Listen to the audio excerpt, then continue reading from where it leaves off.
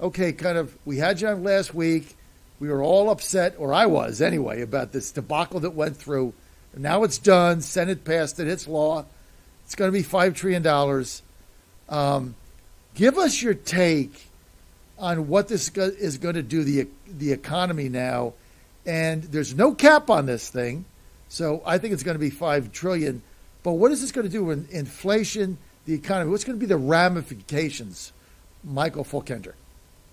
So, John, you're right. The inflation is the thing that I'm going to be watching out for because, as you said, there is no cap on this. Just so your viewers understand, what the Congress did is said we're going to suspend the debt ceiling through January of 2025. Most of the time what happens is that a dollar limit is placed on it that says the federal government can only spend or borrow yet another N trillion dollars.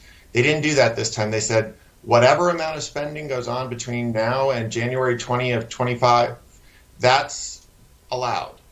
And if that could be $5 trillion. And one of the things that I'm most concerned about is that even though the Supreme Court will most likely undo Biden's student loan forgiveness, his administration's already got a backup where they're going to put in something called income-driven repayment that's going to essentially take away the need to make student loan payments for most student loan borrowers. So they're going to get essentially forgiveness through another means, and it's uncapped. They're going to do it without congressional approval, and since it will just add on to the national debt and there's no limit on the debt, that'll go through. Okay, so what is the impact on inflation? Well, why did we have 9% inflation last year to begin with? It's because federal spending got unleashed and it's way too high a portion of our national economy. And the more that government spends inefficiently and you then take away money from the private sector to spend it efficiently, you get inflation, particularly when the Fed is then called on to monetize a lot of it. So I'm very concerned about the inflation persisting. I'm concerned about what that means for interest rates going forward.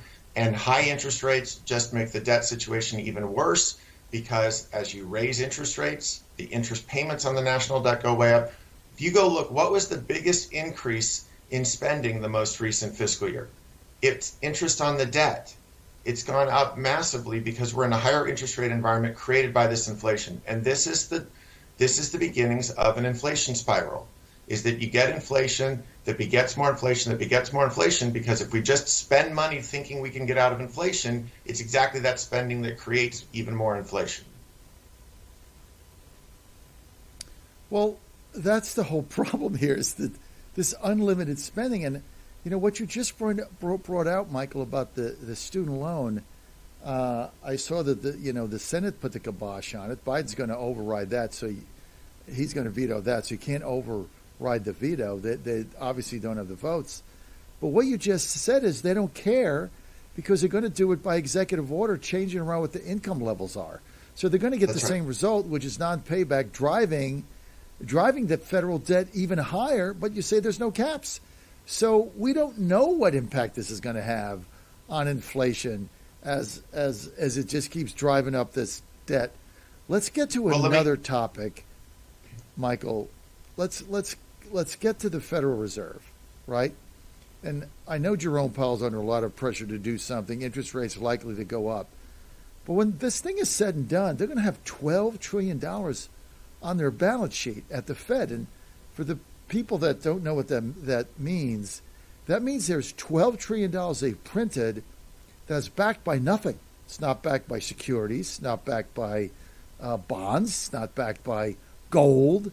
It's backed by nothing. They just printed the money. When does that 10 to 12 trillion on the Fed's balance sheet, what is the effect of that, and what's the outcome? Right. So the reason that government spending is so problematic is because the Fed comes in and monetizes it, right? So if you kept the money supply constant and you did all of this spending, with the money that the federal government goes and spends, it takes out of the private economy. If the Fed instead prints money, it's just money created out of nowhere.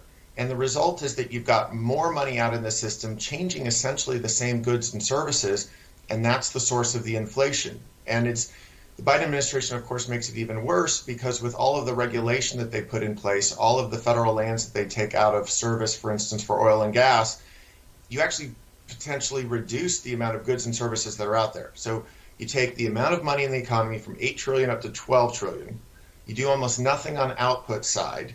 And the result naturally is that you get much higher prices. So it's this intersection of high federal spending facilitated by Federal Reserve money printing that exactly gives us the inflation. And so this Wednesday, I'll be at a hearing in front of the House Financial Services Committee talking exactly about maintaining the dollar as the world's reserve currency. And the biggest threat to doing that is all of the government spending backed by money printing that's assisted by the Federal Reserve.